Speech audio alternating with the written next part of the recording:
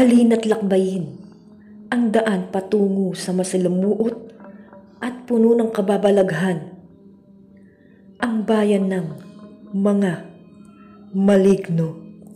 Ang istoryang inyong mapapakinggan ay hango sa totoong buhay ng ating sender na itago na lang natin sa pangalang Mariposa, na isinulat ng ating magaling na writer na si Donald Duck at isinalaysay ng inyong lingkod, Binibining Imahinasyon. 1988, kasagsagan pa ng gyera sa panlimbang Sultan Kudarat. Halos ang mga taong naroon ay sobrang takot ang nadarama, maging Kristiyano man ito o maging Muslim. Kasi mga walang araw at walang oras, bigla na lang nagsisimula ang digmaan laban sa kapwa mga Pilipino. Subalit, sa taong ring ito ay lumalaganap na din ang mga kababalaghan at hindi maipalawanag na pangyayari. Tulad ng paglabas ng mga espiritong ligaw, dambuhalang aso sa daan, at ang paghihimala ni Santo Niño Palaboy sa lugar na ito. Ngunit, ang kwento kong ito ay tungkol kay Ma'am Rachel, ang matalikong kaibigan sa mumunti naming paaralan. Hindi ko na lang pangangalanan ng paaralan upang maitago ang tunay kong pagkakilanlan, dahil hanggang sa ngayon ay nagtuturo pa rin ako rito. Simula kasi nang nagtuturo ako sa paaralang ito, ay siya na ang madalas kong kasama. Simula sa pagpasok ng paaralan, pagkain ng tanghalian, hanggang sa uwian ay madalas kaming magkasama. Madalas din kaming nagkwekwentuhan ng aming mga nakaraan tungkol sa pag-ibig at pagsubok na dumarating sa aming buhay. Subalit, dumating ang araw na madalang na kaming nag-uusap. Madalas na rin siyang may sakit at kapag pumapasok man siya ng paaralan ay lagi na siyang tulala at nanaisin pa niyang mapag-isa sa kanyang classroom kapag natapos na ang kanyang klase. Hindi ko talaga alam kung bakit siya nagkakaganoon. Pati na nga ang asawa niya ay madalas na nagtatanong sa akin kung bakit nagkaganoon si Ma'am Rachel. Baka kasi daw nagkaroon ito ng kaaway sa paaralan, kaya hindi ito nakakatulog tuwing gabi at lagi na lang ito umaalis ng kanilang bahay at masyado ng gabi kapag ito ay umuuwi. Kaya ang lagi kong sagot sa kanya na wala naman siyang nakaaway sa paaralan. Dahil sa curiosity ko, natanong ko rin sa kanya kung nagkaproblema ba silang mag-asawa. Ngunit sabi niya, wala man din daw. Nagkaganon lang daw si Ma'am Rachel simula ng birthday ng kanilang nag-iisang anak na lalaki.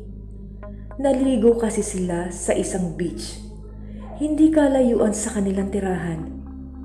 Kaya nagulat ako sa kanyang sinabi, kasi ang beach na iyon ay bantog na, maraming nakatirang mga maligno.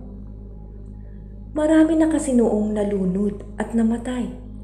Marami na rin nasisiraan ng bait at nagkakaroon ng sakit na hindi maipalawanag ng mga doktor. Nais ko sanang sabihin sa asawa ni Ma'am Rachel na ipagamot ito sa isang albularyo. Subalit, umurong ang aking dila nang maalala ko na hindi pala ito naniniwala sa mga nilalang na naninirahan sa ibang mundo. Hanggang sa nagpatuloy ang ganoong sitwasyon na halos nangingitim na ang mga mata ni Ma'am Rachel. Hindi na rin siya makapokus sa kanyang pagtuturo kasi lagi siyang may tinitingnan sa labas ng classroom at nagsasalita lang siya mag-isa. kahit wala naman taong nakikita roon, nakausap niya. Kaya mga pati estudyante niya ay natatakot sa kanya kasi tila nasisiraan na siya ng bait hanggang sa hindi na ako nakatiis at nilipitan ko na siya upang siya ay kausapin. Ma'am Rachel, kumusta na ang araw mo ngayon? Pasubali kong tanong upang makausap ko lang siya. Ah, ikaw pala Ma'am Mariposa. Halika at may ikikwento ako sa'yo. Sagot niya sa akin habang siya ay nakangiti. Kaya lumakad ako patungo sa kanya upang alamin kung ano ang kanyang sasabihin sa akin. Ngunit sa paglapit ko sa kanya, ay biglang nagsitayuan ang aking mga balahibo sa aking buong katawan. Hindi ko talaga alam kung bakit ako nagkakaganoon. Parang kinukuryente talaga ang aking buong katawan, kasabay ng pagtibok ng aking puso na sobrang bilis.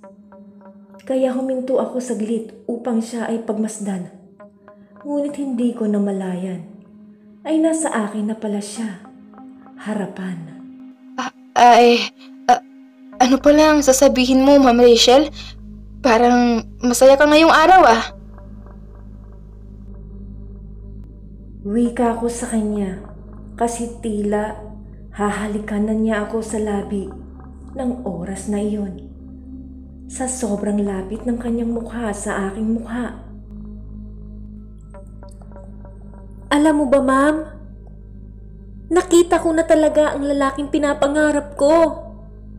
Siya ang bumuhay sa natutulog kong puso. Kaya kapag sinama niya ako sa kanilang bayan, ay tiyak sasama na talaga ako sa kanya. Wika ni Ma'am Rachel sa akin na ikinabigla ko. Hindi ka pa sinama ni Sir Louis sa bayan nila, Ma'am? Pakunwari kong tanong. Kahit alam ko naman na hindi iyon ang asawa niya, ang kanyang tinutukoy. Huwag kang maingay, Ma'am, ha? Hindi siya ang lalaking tinutukoy ko. Kung hindi yung lalaking nakilala ko sa beach na pinuntahan namin ang birthday ng aking anak. Alam mo ba, Ma'am? Ang gwapo talaga niya. Matangkad, maputi, at matalino pa. Alam mo ba kung bakit, Ma'am? Kasi lahat ng mga tanong ko sa kanya ay walang kahirap-hirap niyang nasasagot. Kaya nga, hangang-hanga ako sa kanya. Kasi lahat na siguro ng pinapangarap ng kababaihan ay nasa kanya na. Muling sagot niya sa akin habang nakatingin siya sa bintana na nakangiti. Alam ko ng oras na iyon ay nandoon ang lalaking tinutukoy niya. Subalit, hindi ko iyon nakikita, kaya sinabayan ko na lang siya upang magkwento pa siya sa akin tungkol sa lalaking nakilala niya. Paano naman si Sir Louis, Ma'am, kung sasama ka sa lalaking kakakilala mo pa lang? Tanong kong muli na nagpaiba sa kanyang reaksyon at tumaas na ang kanyang boses. Wala kang alam. Hindi mo alam kung paano mag-isa sa gabi na walang katabi matulog. Hindi mo alam kung ano ang nararamdaman ko sa tuwing hindi siya umuwi ng bahay dahil sa kanyang trabaho. Alam mo ang pakiramdam na meron kang asawa pero parang wala pa rin siya sa tabi mo. Hindi nga niya nakuwang lambingin ako, alagaan bilang kanyang asawa. Ang tingin lang niya sa akin ay isang parausan at katulong sa aming tirahan. Mabuti pa nga ang mga anak ko, nakukuha pa niyang igala sa kanilang kampo. Ako, kahit minsan, hindi niya ako pinagmamalaki sa kanyang mga kasamahan dahil ayaw niyang malaman na nagkaroon siya ng asawang Muslim. Ikaw sa tingin mo, magiging masaya ba ako sa piling niya kung lagi niya akong binabaliwala? Sambit ni Ma'am Rachel sa akin habang nanlilisik ang kanyang mga mata na nakatitig sa akin. Halos tila isa akong kandila ng oras na iyon na dahan-dahan natutunaw. Dahil sa tagal ng panahon na magkasama kami sa trabaho, ay ngayon ko lang nakita si Ma'am Rachel na sumigaw ng ganoon. Doon ko lang din nalaman na ganoon na lang katindi ang galit niya sa kanyang asawa dahil binabaliwala lang daw siya nito at hindi binibigyan ng oras dahil lang sa isa siyang Muslim. Subalit sa nakikita ko ay walang iyong katotohanan. Kasi nga, mahal na mahal siya ng kanyang asawa. Halos nga ng gusto niya ay binibigay sa kanya.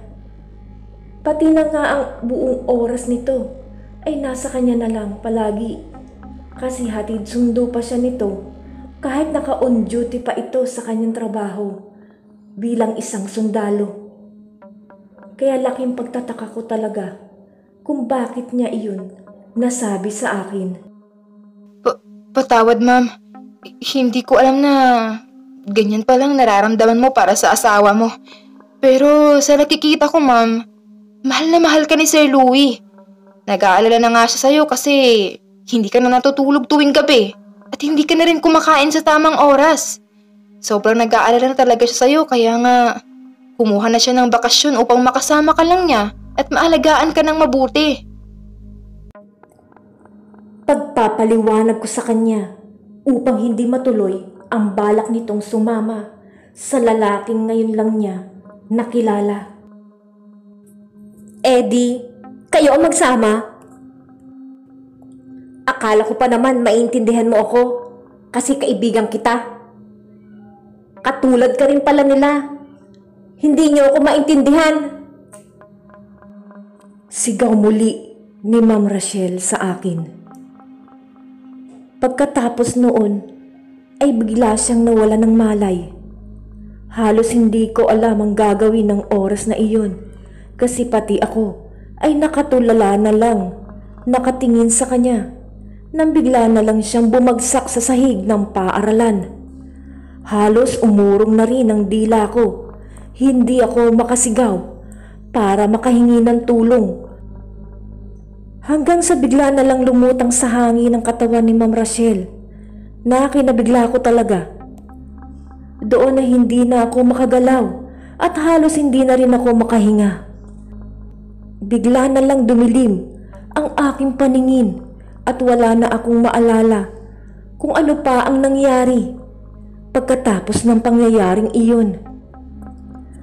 Ma'am Mariposa! Ma'am Mariposa!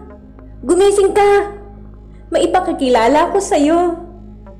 Ipapakita ko rin kung paano kaganda ang lugar nila. Sigaw ng babaeng pamilyar ang boses sa akin habang ako ay nakapikit. Ano ang nangyari sa akin? Sagot ko naman habang nahihilo pa ako at halos hindi ko na maibuka ang aking mga mata na hindi ko alam kung bakit. Sinama kita dito sa bayan ng Onggilam kung saan nakatira si Alfonso. Tingnan mo kung gaano kaganda ang bayan nila, Ma'am Mariposa. Muling sigaw ng babae na nakilala ko na kung sino. Dahil nasilayan ko ang kanyang mukha. Ano nangyari sa akin? Ma'am Rachel? Nasaan tayo? Ano ang nangyari sa akin? Nasambit ko nang makita ko na siyang nakayakap sa lalaking hindi ko masyado maaninag ang mukha. Nasa bayan tayo ng Onggilam. Halika at tumayo ka na dyan. At sasamahan tayo ni Alfonso na maglibot-libot sa kanilang bayan. Wikang muli nito sa akin. Nagtataka talaga ako kung bakit ganoon na lang kung makipag-usap sa akin si Ma'am Rachel ng oras na iyon. Tila may galit siya sa akin kasi sa tuwing magsasalita siya ay laging nakasigaw.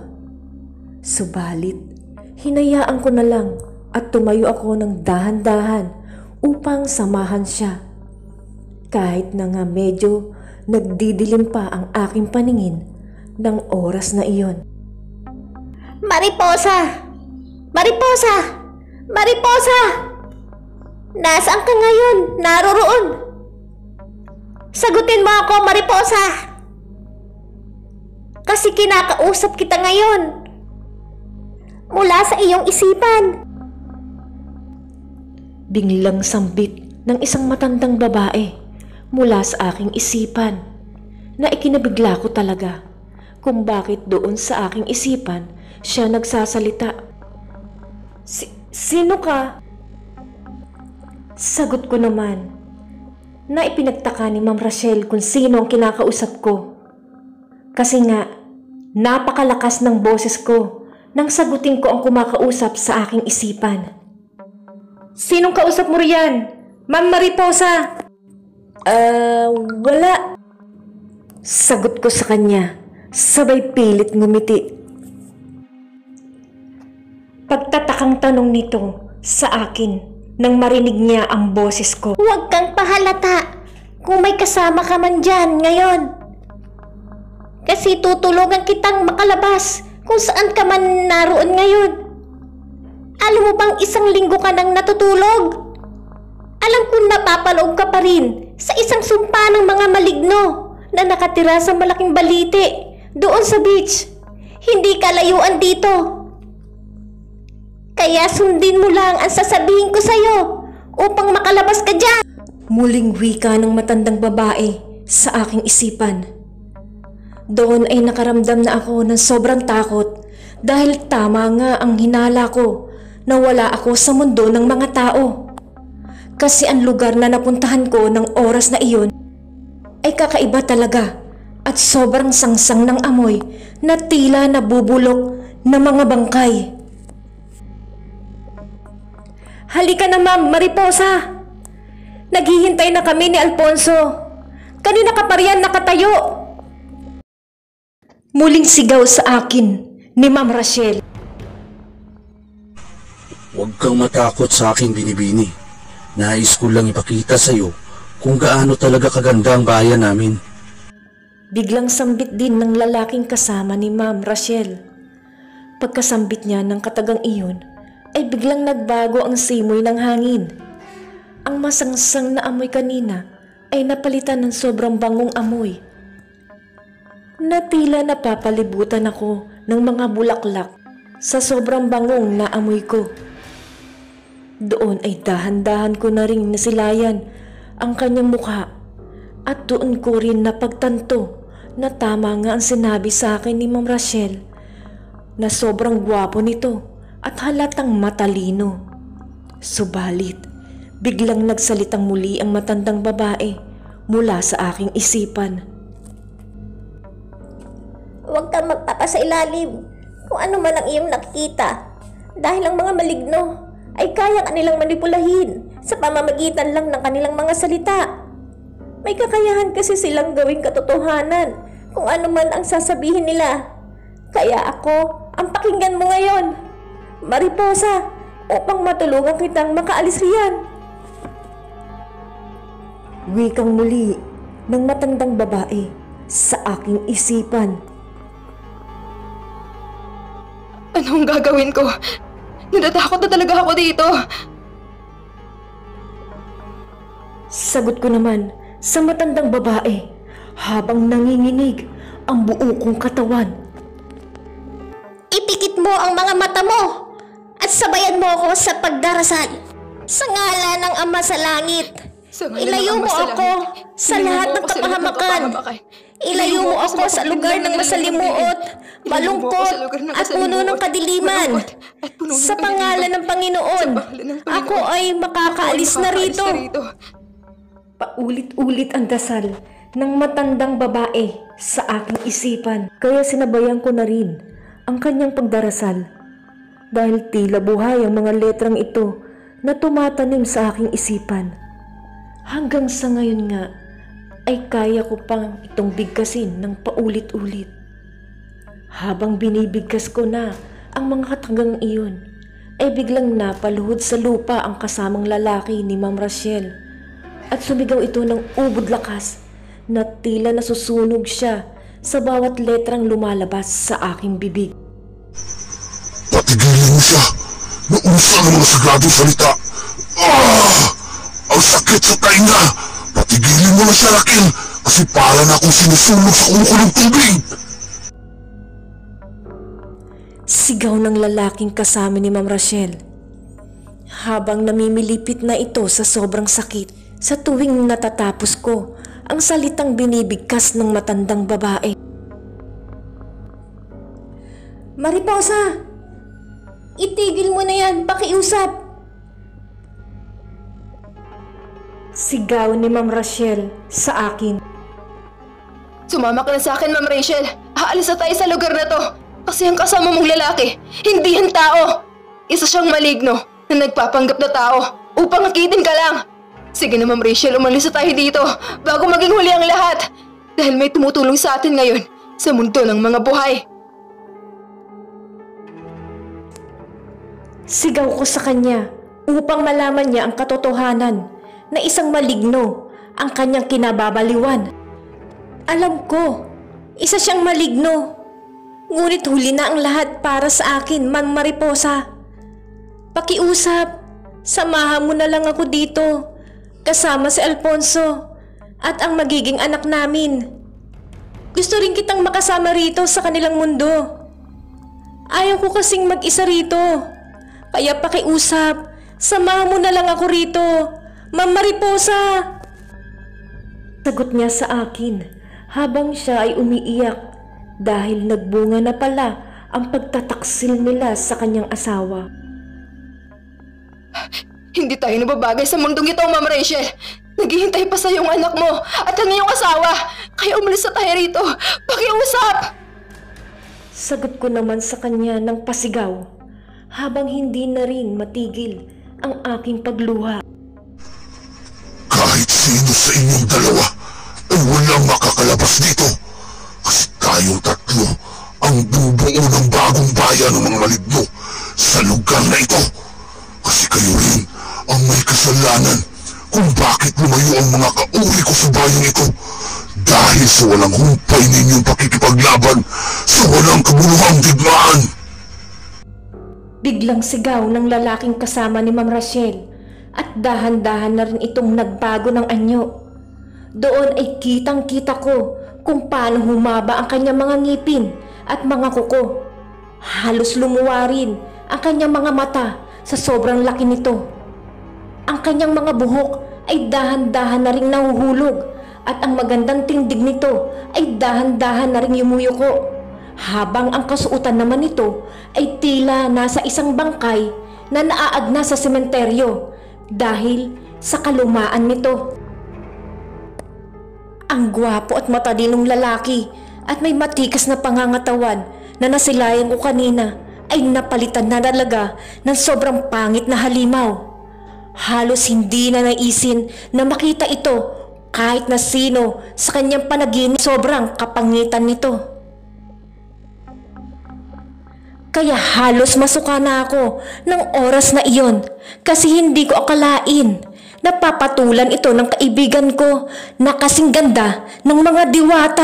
Pumasok ka sa maliit na liwanag, Mariposa! Hilahin kita upang makabalik ka sa mundo ng mga buhay! Muling sigaw ng matandang babae sa aking isipan upang makatakas na ako sa bayan ng mga maligno na kinalalagyan ko ng oras na iyon. Pagkasambit niya ng katagang iyon ay naaninag ko sa aking harapan ang maliit na liwanag na sinasabi niya. Subalit, ang maliit na liwanag na iyon ay nasa likuran ng maligno na galit sa akin dahil sa mga salitang lumalabas ng kusa sa aking bibig. Ma'am Rachel, sumama ka na sa akin. Pakiusap. Hindi tayo nababagay sa lugar na to. Pakiusap, sumama ka na sa akin.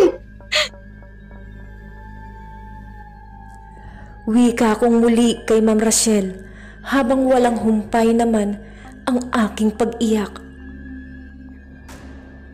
Wala na akong babalikan sa mundo ng mga buhay, Ma'am Mariposa.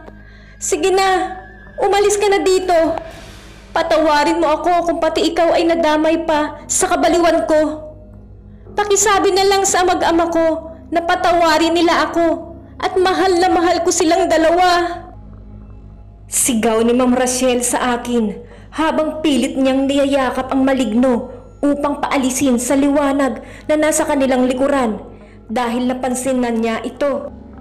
Nang makita ko na natutumba na silang dalawa sa lupa, ay agad akong tumakbo papalapit sa maliit na liwanag.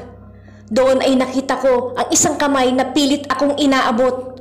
Ngunit pinagmasdan ko muna si Ma'am Rachel habang nakipagpambuno siya sa maligno upang ako ay makatakas sa lugar na iyon. Bitawan mo ako, Rachel!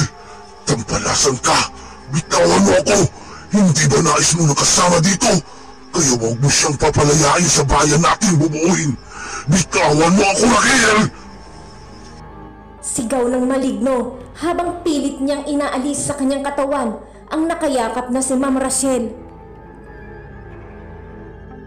Umalis ka na dito, Ma'am Mariposa. Huwag kang mag-alala sa akin kasi hindi nila ako sasaktan dahil dala-dala ko ang kanyang magiging anak. Pakisabi na lang sa aking mag-ama na mahal ko sila at patawarin nila ako sa aking nagawa. Huling narinig ko sa sinabi ni Ma'am Rachel sa akin bago ako nahablot ng kamay na nagmula sa maliit na liwanag. Pagkatapos noon ay bigla akong nagising sa mahaba kong pagkakatulog. Iniisip kong panaginip lang sana iyong lahat kasi ayaw kong mangyari na ganoon ang kahihinatnan ng matalik kong kaibigan. Subalit, ang lahat pala ng iyon ay totoong nangyayari nang kinausap ako ng aking ina na wala na si Ma'am Rachel. Simula kasi nang mawala ako ng malay ay natagpuan na lang na patay na ang katawan nito sa loob ng classroom, hindi kalayuan sa aking binagsakan. Ngunit ang kanyang asawa ng panahong iyon ay hindi naniniwala na patay na si Ma'am Rachel dahil tulad ko lang daw siya na nawalan lang ng malay. Ngunit ang pagkakaiba lang namin ay hindi na siya humihinga. Nais man niyang ipagpilitan na buhay pa talaga ang kanyang asawa ay hindi niya maisisira ang paniniwala ng mga Muslim. Kapag hindi na kasi humihinga at malamig na ang isang tao, ay kailangan na itong mailibing. Sa tradisyonal kasi ng mga Islam o mga Muslim, ay dapat mailibing ang bangka sa loob ng 24 oras. Kaya wala nang nagawa ang asawa nito na wala na talaga ang kanyang pinakamamahal na asawa. Iyon siguro din ang sinasabi ni Ma'am Rachel na wala na siyang babalikan sa mundo ng mga buhay dahil nailibing na ang kanyang katawang lupa. Wakas. Sana po ay respetuhin po niyo ang aking kwento. Hindi ko po nais na paniwalaan po ninyo ako. Na-ishare ko lang po ang karanasan namin ni Ma'am Rachel sa bayan ng mga maligno. Salamat po sa pakikinig ng aking kwento. Ang inyong lingkod, Ma'am Mariposa. Salamat sa iyo, Ma'am Mariposa, sa ating sender na napakaganda ng iyong kwento sa totoo mong buhay. At napasabak ka at napapunta ka sa masalimuot na katotohanan na ang bayan ng mga maligno. Maraming salamat din sa ating mga magaling na collab narrator na sina Donald Duck bilang Alfonso, Sunaco River bilang Ma'am Mariposa, at ang inyong lingkod, binibining imahinasyon bilang Ma'am Rachel at ang matandang babae. At siya nga pala, meron din silang mga YouTube channel. Please, pakinggan niyo rin po ang kanilang mga horror story na magaganda. Na si Donald Duck YouTube channel at si Sunako River sa kanyang Ampulang Dragon YouTube channel. Maraming salamat sa inyo mga kakulab ko sa napakaganda niyong participation sa ating istoryang ito. At inyo rin pong pakinggan si Night Shift, kwento ng kababalaghan, ang maririnig nyo sa kanyang channel. Salamat po sa mga nakinig at sa mga bagong subscriber natin. At sa ating mga silent listener, please comment down below po kayo nang sa susunod ma-shoutout ko naman kayo dito sa ating channel. Maraming salamat po. At subaybayan niyo po ulit ang aking mga totoong istorya na muling ilalahad para sa inyo. Yan po ay aking ikatutuwa sa paglago ng aking munting channel. Please like, share, and subscribe na po kayo sa hindi pa po nakaka-subscribe. And please, share nyo na rin po itong aking video para po lumaki rin po ang aking munting channel. Maraming salamat po sa inyong suporta.